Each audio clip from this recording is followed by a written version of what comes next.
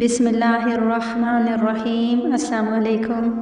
جیسا کہ آپ جانتے ہیں کہ گزشتہ ویڈیوز میں ہم نے ہر روزے کے اعتبار سے وظائف اور اعمال کا تذکرہ کیا تھا، تو اسی طرح آج کی اس ویڈیو میں ہم 13ویں روزے کے اعمال کے بارے میں بات کریں گے۔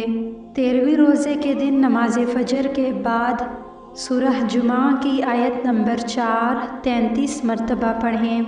ذالک فضل اللہ یؤتیہ من یشاء واللہ ذو الفضل العظیم۔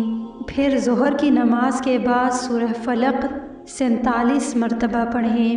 پھر عصر کی نماز کے بعد سورہ ناس 47 مرتبہ پڑھیں۔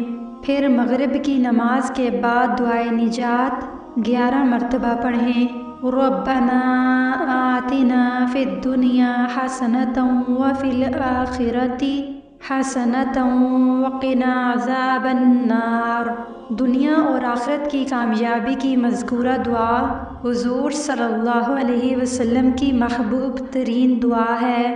آپ صلی اللہ علیہ وسلم کثرت سے یہ دعا مانگا کرتے تھے۔ پھر عشاء کی نماز کے بعد صلاۃ الحاجت 4 رکعت نفل پڑھیں۔ صلاۃ الحاجت کے نوافل کا مخصوص طریقہ ویڈیو کا لنک ڈسکرپشن میں بھی موجود ہے اور اینڈ اسکرین پر بھی لگا دیا ہے۔ صلاۃ الحاجت کے بعد سورہ مزمل 1 مرتبہ پڑھیں۔ آج کی اس ویڈیو میں اتنا ہی۔ حاضر ہوں گے ایک نئی ویڈیو کے ساتھ، تب تک اللہ نگہبان۔